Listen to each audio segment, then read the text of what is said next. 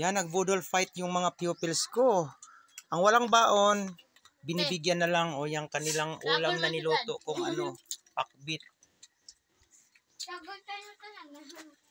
Yan, ang mga boys dito nagkaon sa queues ko kay nagbudol fight sila. Ang walang kanin, binibigyan ng kanin. Very good. Yan, ako sa una no, kayo tagsara ko kakaon og humay. Among kanon kanang mais. Makakaon nami og kanang humay kung tinggutuman kanang Hulyo.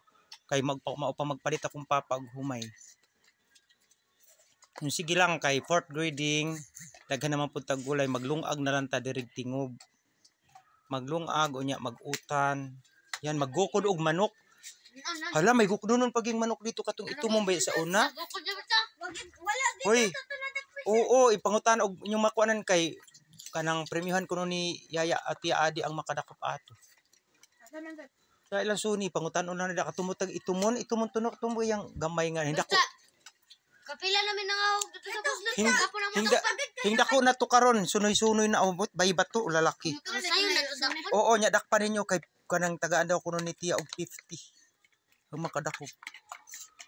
Ako na lang maghatag og 50 kaya akong paliton niya ato tong adubohon. Sige, dakpan ninyo. Libre lang sir. Libre, siyempre. Libre pa kanon. Oh. Basta kusog lang mo basa ako gipakanon og manok. Oh. Kusugon gid kaayog basa. Oh.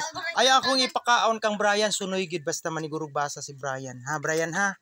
Paniguro og kanang basa kay ihawan ta kag sapatos si Sir Brian. Na ang akong premium sa imong sapatos sa closing. Oh, humbala ka. Di ka manigurog basa. Pag makapasar si Brian pagpabasa ni Ma'am Abarca, palitan ako og sapatos. Oh. Di ba? Oh, di ba masarap ang kain, ubos ang kanin, oh. Wa kuno siya kanon, mauwaw. Kumakain na rin yung mga babae sa kanilang pakbit. O sige, paniguro na mo dai.